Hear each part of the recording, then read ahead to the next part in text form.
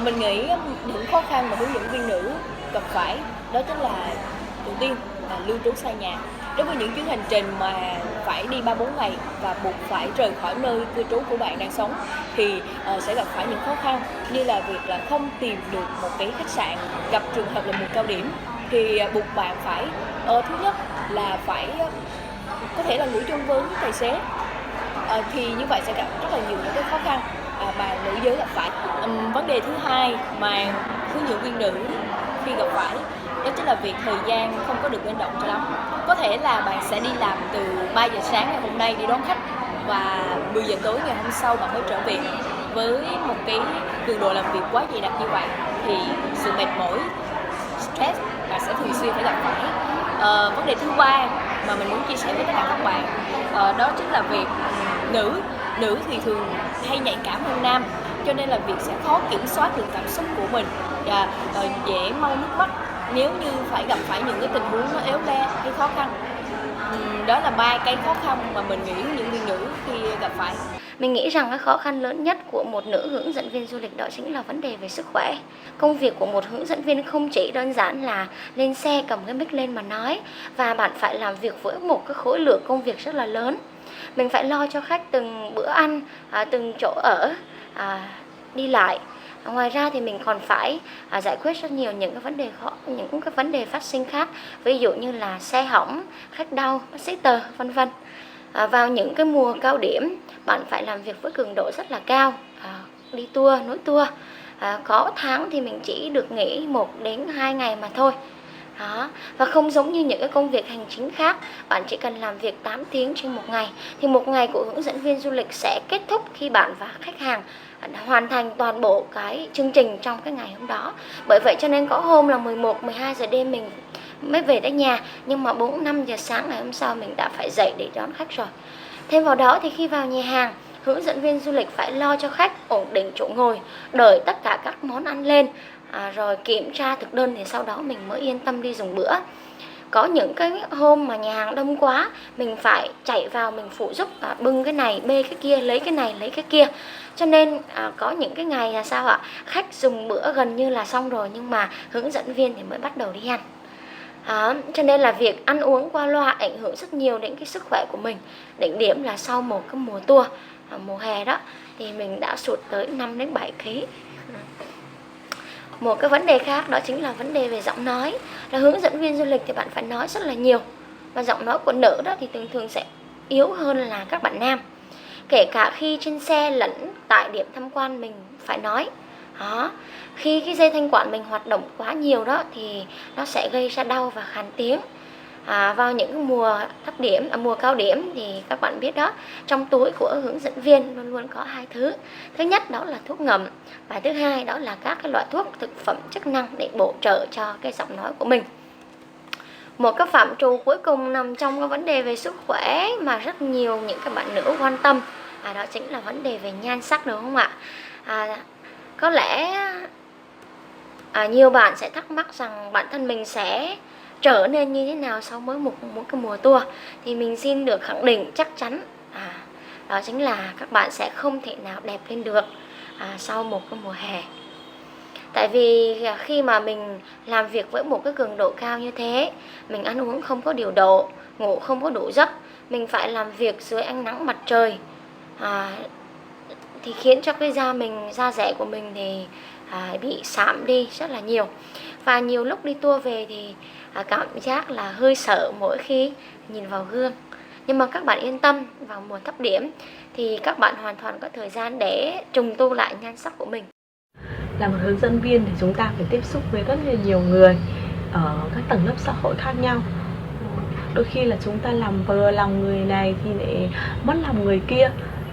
Hoặc là chúng ta khi mà thuyết minh một cái chủ đề này thì nhóm khách này quan tâm, nhưng mà nhóm khách khác thì lại không thích. Cái hạn chế đầu tiên mà mình nhắc đến đó chính là sức khỏe. Sức khỏe của phụ nữ chúng ta không thể tốt như nam giới được. Cho nên những cái hành trình kéo dài từ 2 cho đến 7 ngày, có những đêm thức khuya, dậy sớm và những mùa cao điểm như một cái thói quen thì nó ảnh hưởng rất lớn đến sức khỏe của chúng ta. Và nếu là một người nữ chúng ta không có một sức khỏe bền bỉ thì rất khó có thể bám trụ với nghề một cách lâu dài được. Và cái điều hạn chế thứ hai nữa đó chính là thời gian và gia đình. Như mình nói khi nãy là có những hành trình có thể kéo dài đến cả tuần. Và sau khi hết chuyến tour này thì sáng ngày hôm sau chúng ta lại đón thêm một chuyến tour nữa. Và còn những dịp lễ Tết thì trong khi nhà nhà đều được quay quần bên nhau, bên gia đình, thì chúng ta lại phải rời xa gia đình, xa mái ấm của mình.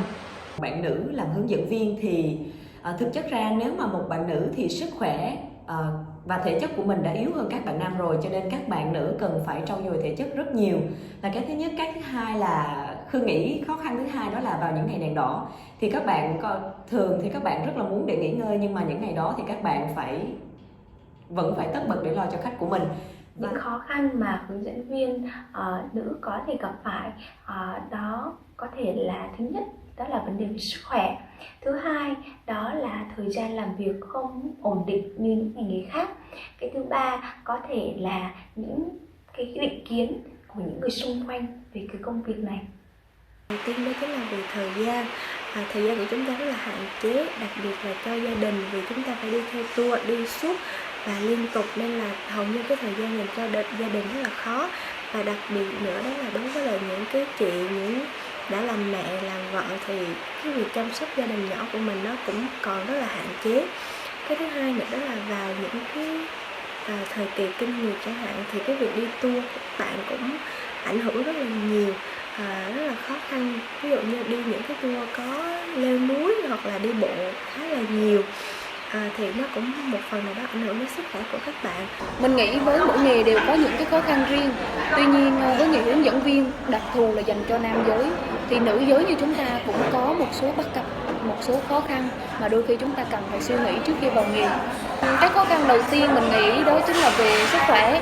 Các bạn phải làm như một hướng dẫn viên nam, có chăng thì được ưu ái một chút xíu ha, nhưng mà nghĩ rằng thì các bạn phải làm việc cả ngày với một cái công suất hoạt động rất là nhiều. Mình thấy trung bình một ngày sau khi mình đi làm về thì mình tính khoảng gần 15.000 bước chân các bạn phải đi lại. Và đặc biệt nhiều người bảo chỉ nói thôi mà làm gì mệt đâu, nhưng không, các bạn nói thao thao bắt tuyệt cả ngày thì cũng khá là tốn nhiều sức khỏe của mình. Và đặc biệt các bạn không ăn cơm nhà, các bạn ăn cơm nội bộ thì đôi khi cơm nội bộ nó sẽ rất là khó hợp khẩu vị với mình và làm cho cái năng lượng của mình nó bị giảm xuống. Thứ hai nữa, vì những mặt tiêu cực, vì những sự khó khăn trên xe cũng làm các bạn bị giảm đi một phần nào đấy, thì các bạn cần phải có sức khỏe để có thể đi hết một ngày tới ngày thứ hai và hoàn thành tour có thể ngày thứ ba, ngày thứ tư, ngày thứ năm. Nên việc quan trọng nhất là các bạn phải cần đảm bảo sức khỏe của mình trên tour. Và đặc biệt nếu như với thời tiết miền Trung này vào cái nắng 38-40 độ thì cực kỳ là khắc nghiệt với các bạn. Mình nghĩ rằng các bạn nên chăm sóc cho mình có một sức khỏe tốt để trước khi lên tour, đó là hành trang quan trọng. Vấn đề thứ hai mình nghĩ đó chính là về trang phục. Với một nữ thì đôi khi đi tour mình hơi bị hạn chế trang phục, tại vì nữ thì thường người ta hay nói thời trang khoan thời tiết, đúng không ạ? Tuy nhiên trên xe thì sẽ gặp những tình huống đó chính là mình phải đứng ở trên xe, mình phải giơ tay lên thì mình sẽ dễ bị lộ những cái sự nhạy cảm của cơ thể. Các bạn không thể mặc áo quá ngắn, cũng không thể mặc cái áo tay quá rộng, và nếu như mà áo ngắn thì nó sẽ bị hở hông. Nên đó là một trong những cái điều mà mình cần phải rất là chú ý về trang phục, đó chính là áo và quần. Thứ hai nữa mình nghĩ rằng vào một cái thời tiết như thế này, đó hiện tại miền Trung đang là vào mùa mưa, thì nếu như các bạn mang những cái đôi dép crop hoặc là những cái đôi dép không có quai sâu để đi, đôi khi nó lại gây mất lịch sự đối với khách. Nên là một trong những cái điều quan trọng mình nhìn đó chính là về vẻ ngoài, sự chỉnh chu về trang phục cũng như vẻ ngoài, đặc biệt là cái mùi thơm của cơ thể nữa sẽ làm ảnh hưởng rất là nhiều. Điều thứ ba mình nghĩ đó là với một nữ hướng dẫn viên thì đôi khi sẽ dễ bị chọc ghẹo hơn là nam hướng dẫn viên các bạn. Tại vì thì khi mà trên tour hành trang mình mang theo nhiều nhất đó chính là nụ cười. Các bạn phải luôn nở một nụ cười ở trên xe với những hành khách, dù là trong cái vấn đề khó khăn hay là bực tức như thế nào. Và đôi khi cái điều đấy có thể gây thiện cảm với rất là nhiều khách, nhưng nó có thể đi hơi quá giới hạn. Mình nghĩ đó cũng là một trong những điều khó khăn. Các bạn phải kiềm chế cảm xúc và biết được ranh giới giữa hai cái chuyện đấy. Và nếu như mà các bạn biết xoay chuyển tình huống, các bạn vui đùa một chút đúng giới hạn, thì có thể đó cũng là một trong những lợi thế của các bạn để khách yêu thích mình hơn. Đầu tiên phải nói rằng là giới tính là nữ là một trong những cái trở ngại đáng kể trong cái việc trở thành một hướng dẫn viên du lịch. Đầu tiên bạn phải đủ sức khỏe để di chuyển suốt trên tour làm tất cả những cái công việc của một hướng dẫn viên du lịch, từ công việc có tên đến việc không tên. Và điều đó cần một sức khỏe rất là phi thường, thậm chí nhiều lúc chúng tôi đùa đó là phải là một siêu nhân. Nhưng mà chị em phụ nữ chúng tôi là vốn là đại diện cho phái yếu, nên không thể có khả năng là lúc nào cũng phải 100% đủ cái sức mạnh, đủ cái power, đủ năng lượng để mà có thể làm được cái công việc đó một cách là chu đáo và hoàn mỹ nhất. Cái thứ hai nữa đó là tuổi thọ của nghề hướng dẫn viên du lịch, đặc biệt là đối với chị em phụ nữ, thì chúng tôi hầu như là không có ai có thể gắn bó với nghề lâu đến mức độ là về già được, thậm chí là như vậy, mà chúng tôi phải về hưu non, về hưu sớm. Đó là cái thứ hai.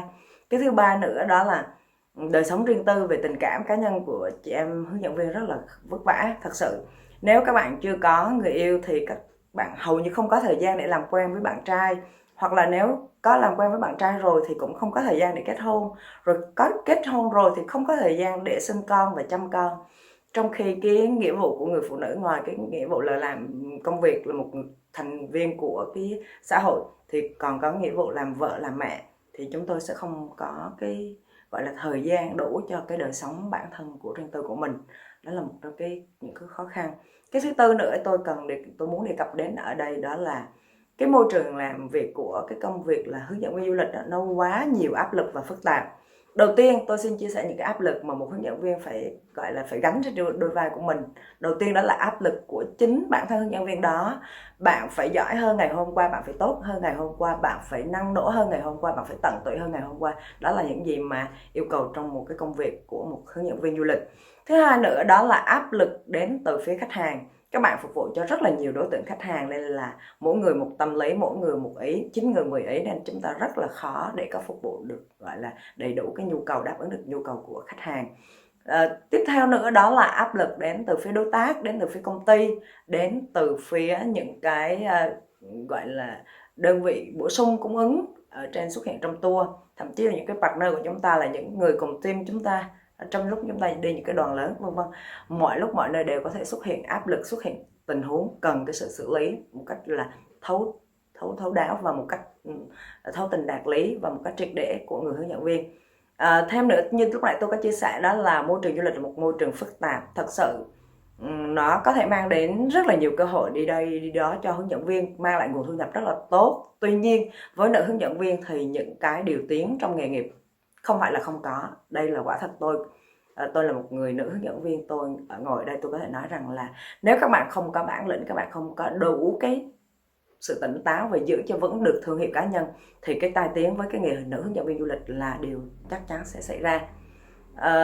Thêm một cái điều mà tôi cho rằng cái điều khó khăn nữa đối với nữ hướng dẫn viên, đó là cái việc mà khi bạn là một nữ hướng dẫn viên thì cái gọi là cái thanh xuân của bạn, cái sắc đẹp của bạn, hoặc là cái nếu như lỡ có nhan sắc thì cái nhan sắc đó nó sẽ khó được giữ. Tại vì cái môi trường làm việc là cứ suốt ngày di chuyển ngoài trời, ngồi trên xe, di chuyển trên những phương tiện giao thông, và để cho thời gian dành cho bản thân, dành cho những cái việc gọi là hưởng thụ cuộc sống của chúng tôi hầu như là không có. Đó là một trong những cái khó khăn mà tôi cảm thấy rằng là nếu như được thì chị em hướng dẫn viên hãy biết quan tâm đến bản thân mình có một cái niềm đam mê, đương nhiên mình phải yêu bản thân mình trước khi người khác yêu bản thân mình. Một cái khó khăn nữa đối với một nữ hướng dẫn viên du lịch, đó là khi các bạn làm nghề thì cái sự cạnh tranh giữa về giới rõ ràng có.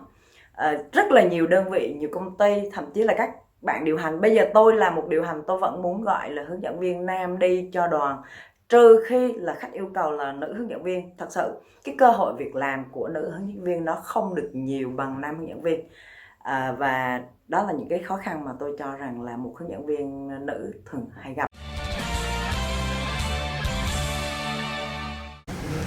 Xin chào bạn, mình tên là Thành.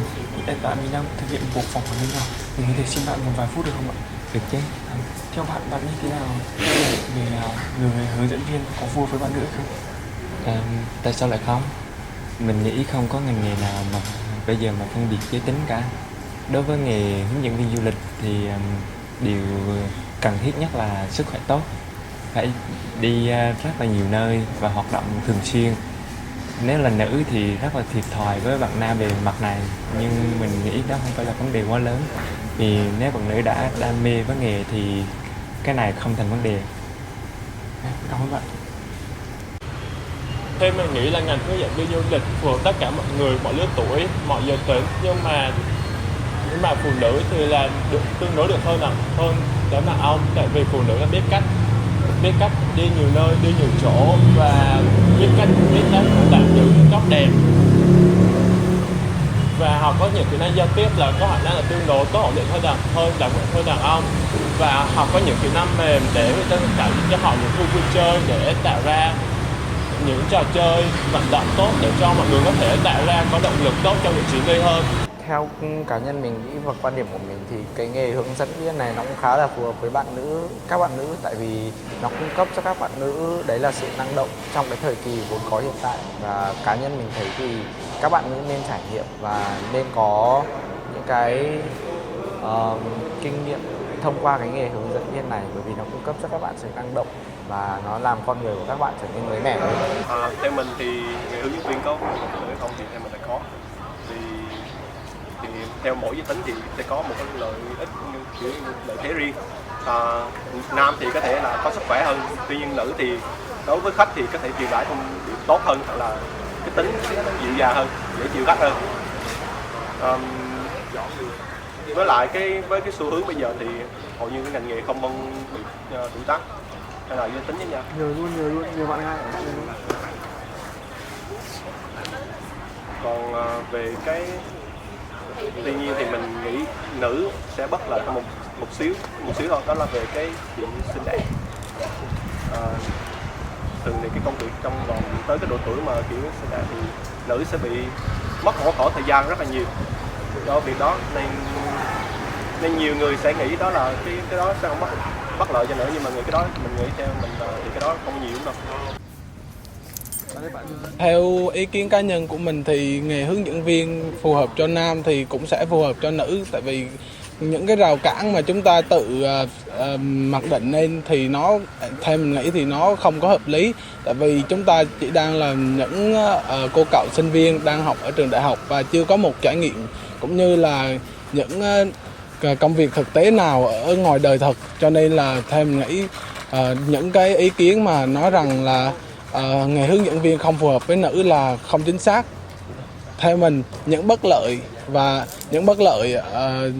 mình có thể cân bằng và hợp lý hóa nó ở trong cái lúc mà mình có trải nghiệm cũng như là công việc thực tế, và mình nghĩ những bất lợi ấy thì sẽ sớm được các hướng dẫn viên khôn ngoan như chúng ta là cân bằng lại. Theo mình nghĩ thì nghề hướng dẫn viên du lịch không phù hợp với các bạn nữ, vì nghề hướng dẫn viên du lịch tính chất nó là đi xa, sức khỏe của các bạn nữ không phù hợp như các bạn nam, không thể đáp ứng được tính chất công việc là đi nhiều nơi, di chuyển từ nơi này đến nơi khác như các bạn nam được. Với lại cả là sau này các bạn nữ đi lập gia đình, có chồng và có con thì các bạn nữ phải về chăm sóc chồng con, phải bị ràng buộc